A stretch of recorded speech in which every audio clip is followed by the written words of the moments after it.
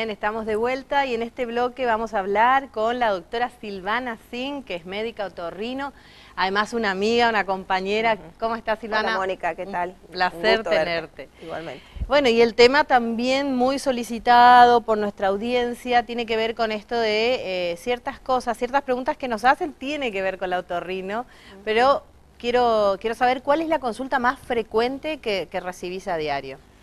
Mira, dentro de las consultas, te diría que más del 50% de las consultas que tenemos están relacionados con, en el caso de los niños puntualmente, a pesar de que yo soy otorrino de niños y adultos, Sí. la consulta pediátrica es más frecuente y se asocia sobre todo con el tema de los niños que son respiradores bucales o que roncan, o sea, realmente el ronquido y los chicos que respiran por boca, o tienen anginas a repetición, sinusitis, son las consultas más frecuentes. Sí.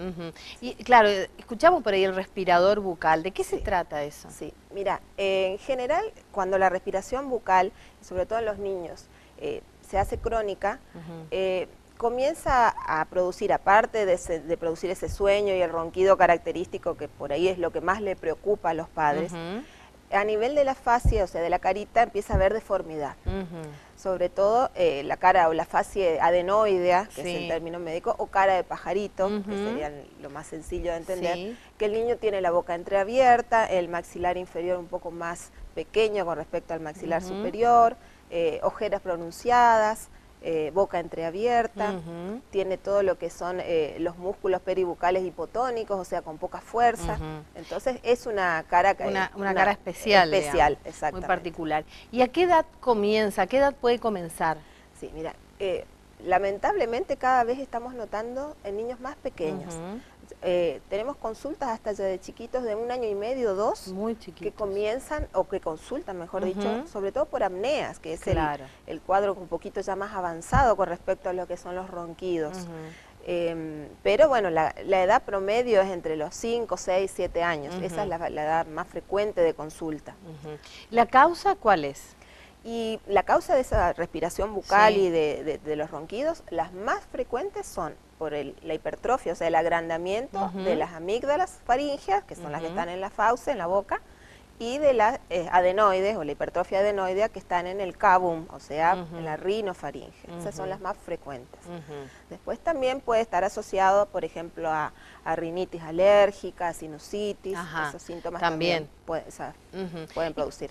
¿Y cómo afecta al niño, no? Porque decimos un chico de 5 o 6 años, ¿puede afectar, por ejemplo, la escolaridad? ¿Puede tener algún tipo de consecuencia como para que los padres también se den cuenta de que esto está sucediendo? Sí, puede afectar porque, por ejemplo, hay muchos padres que toman el ronquido como algo habitual.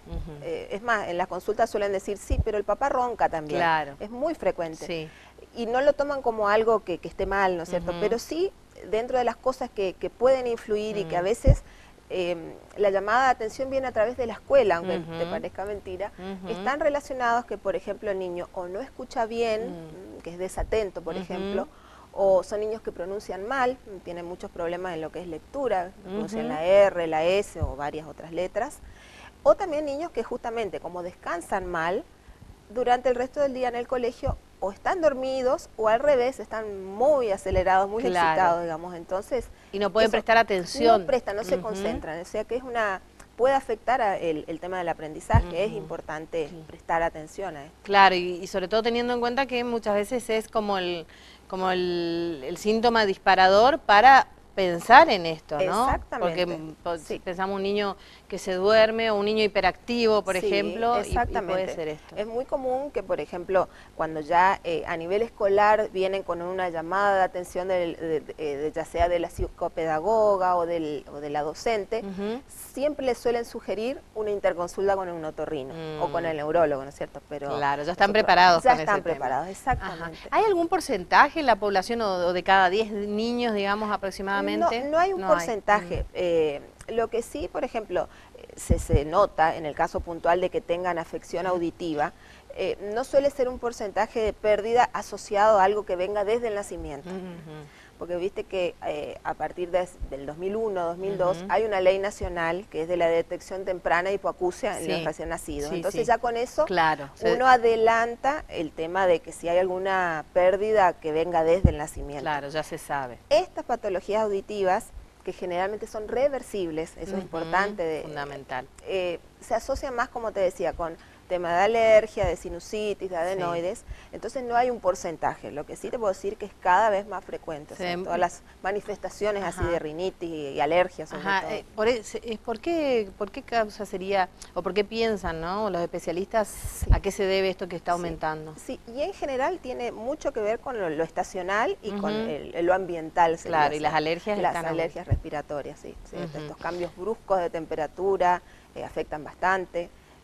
La polución también, o sea, realmente eso, independientemente de la carga hereditaria que pueda tener de alergia, ¿no es cierto? Claro.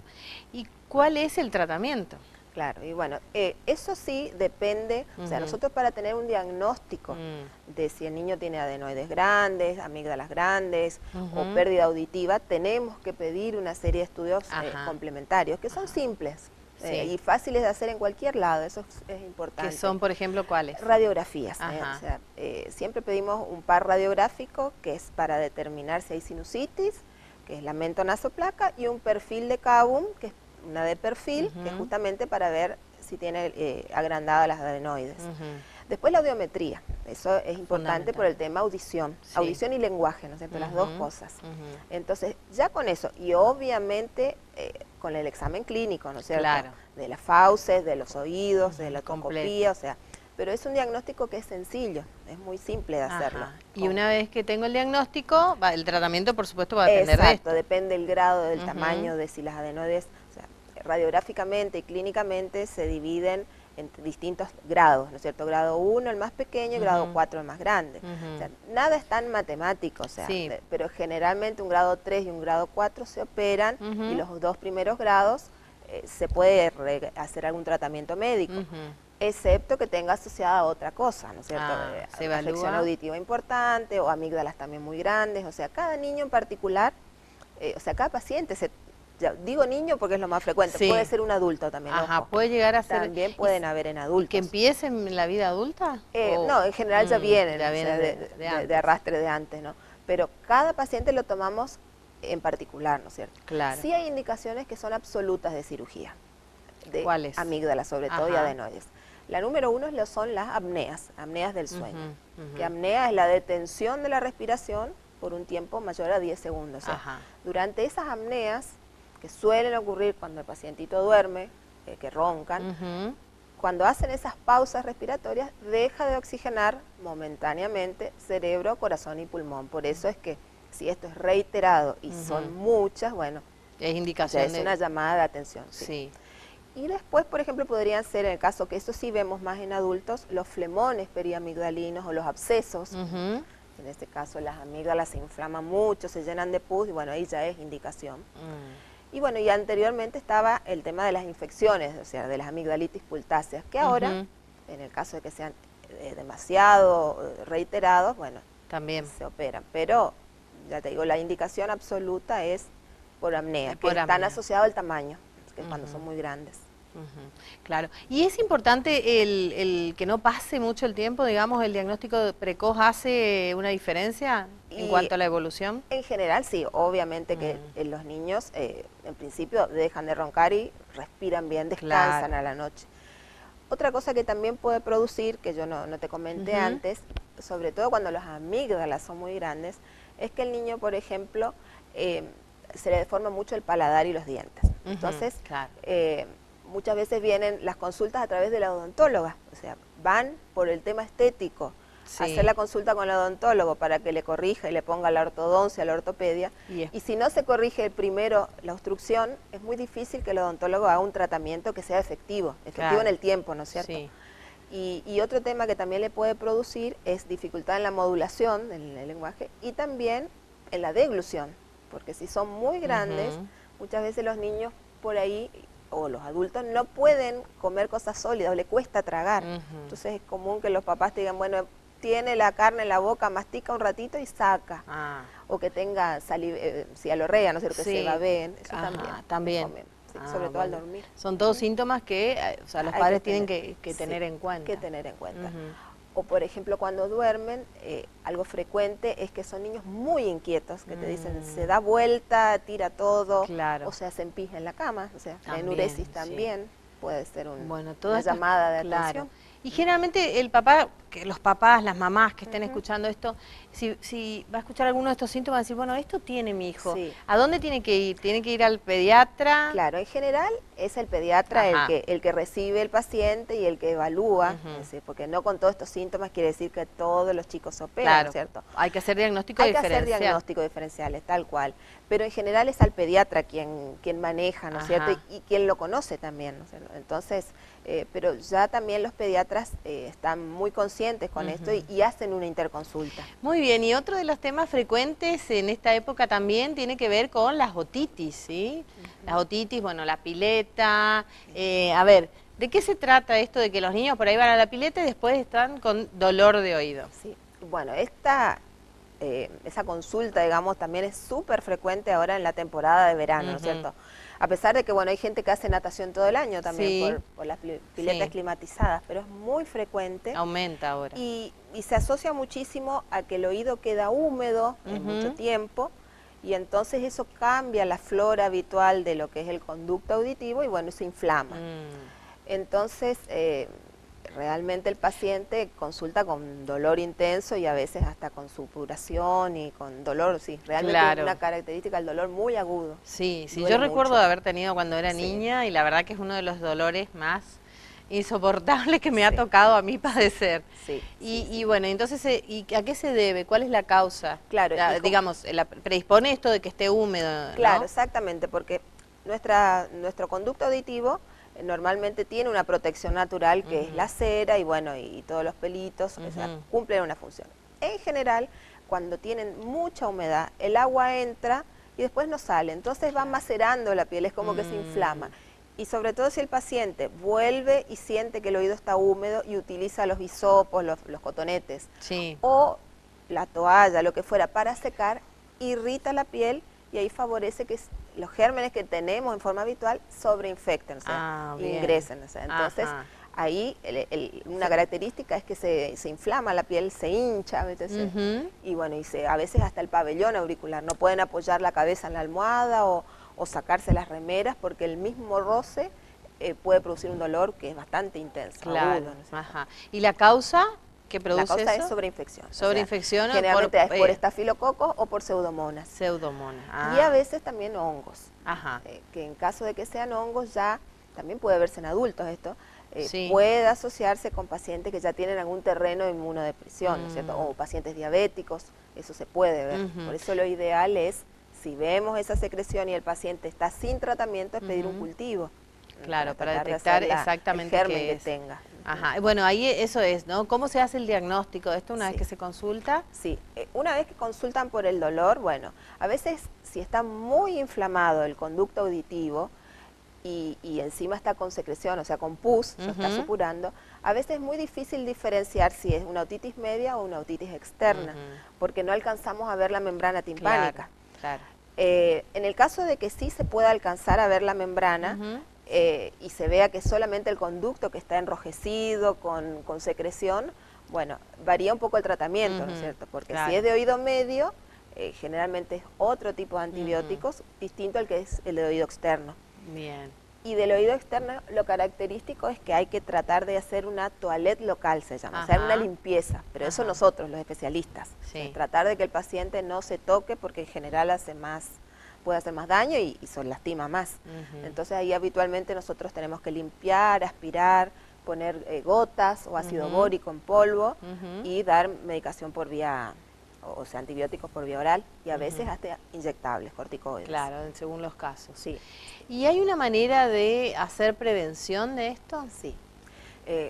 Dentro de las cosas más sencillas y que solemos decir todos los otorrinos, o la mayoría por lo menos, es de indicar las famosas gotas de alcohol boricado. Ajá, el alcohol boricado. El alcohol boricado tiene doble función. El alcohol evapora el agua Sí. y por otro lado el ácido bórico previene las infecciones, o sea que acidifica el medio impide que se desarrollen gérmenes, ¿no es cierto?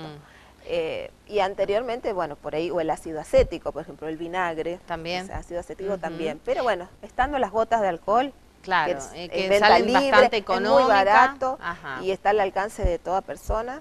Lo ideal es que si van a natación, o lleven en su mochila, y cuando salen de la hora que tienen que salir y no van a ingresar nuevamente, que se pongan 2 o 3 gotitas hasta que llegan a su casa, al trabajo, donde fuera, y después se bañan, ¿no? Pero lo ideal es como hábito ponerlo. ¿Es al salir o hay que ponerse previamente? No, también? al salir. Solo al salir. Al salir, porque es para evaporar, para que el oído no quede húmedo. Claro. Es lo ideal. Claro, y muchas veces es la solución a esto. Yo me acuerdo cuando era chica, solucioné con esto. Exacto, que te hacía muchas otitis externas. Y después también hay tapones que se venden, que son de siliconas, algunos que se modelan como si fuera una plastilina, o sin otros que son también de silicona, pero ya son preformados, son rígidos, universales, digamos.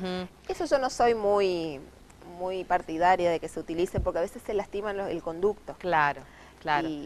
Pero para los que hacen natación por ahí todos los días, en ese caso no, yo tampoco. Prefiero también, prefiero que usen el alcohol. El alcohol es lo mejor. Bueno, y a veces en el caso de natatorios te piden que uses gorra, también eso ya también ayuda un poco, la gorra de natación. ¿Y qué no hay que hacer?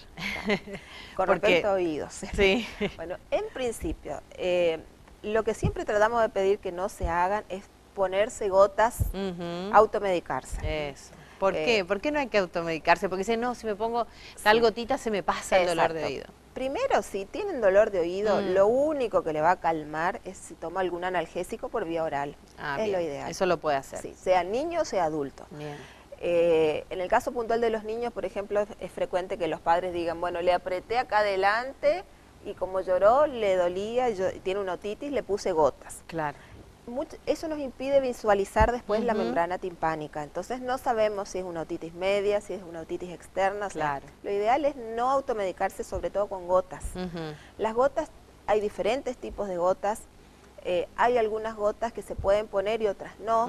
Por ejemplo, si la membrana timpánica está perforada, claro, hay gotas que no se pueden utilizar, entonces por eso es conveniente también que el paciente no se automedique, tome algún analgésico por vía oral y que consulte. Vaya al médico. Exacto. ¿Y el alcohol, por ejemplo?